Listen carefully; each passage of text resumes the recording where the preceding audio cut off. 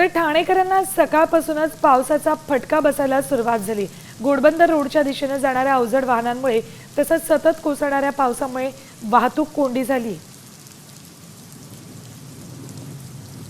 घोडबंदर रोडवर काय आत्ताची परिस्थिती सांगतात आमचे प्रतिनिधी विकास काटे। ठाणेकरांना पावसाने झोडपा सुरुवात केलेली आहे। आपण बघू शकतो की ठाण्यामध्ये जो काय पाऊस पडतो त्यामुळे घोडबंदर रोडवरनं जी काय वाहतूक कोंडी निर्माण झालेली आहे।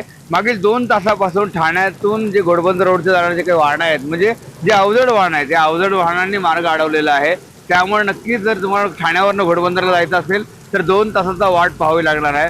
ठाण्यावरनं घोडबंदर रोड आणि ठाण्यावरनं वसई विरार तसंच मीरा भाईंदर या ठिकाणी जे लोक जाणार असेल त्यांनी अत्यावश्यक काम असेल तर घराच्या बाहेर पडा। पावसाचा जोर देखील वाढण्याचा शक्यता असतानाच पाऊस वाढलेला आहे। आपण बघू शकतो की खूप मोठ्या प्रमाणावरती पाऊस या ठिकाणी आपल्याला वाढला दिसून येतो आहे। त्यामुळे ही वाहतूक कोंडी निर्माण झालेली आहे। पहाटेपासूनच जी अवजड वाहनं घोडबंदरच्या दिशेने काढली आहेत त्यामुळं लांबच लांब रांगा लागलेल्या आहेत। 2 किलोमीटरहून अधिक रांगा या ठिकाणी लागलेल्या आहेत। त्यामुळं जर आपलं आवश्यक काम असेल तरच घराच्या बाहेर पडा, अन्यथा पडू नये।